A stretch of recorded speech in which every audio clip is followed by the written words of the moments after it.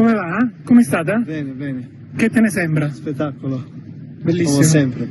Fra l'altro tu sei stato a Parigi, è stato veramente Sì, un epilogo felicissimo della tua carriera, l'hai voluto, l'hai cercato, no? sì, sì. Com'è questa sensazione di Milano?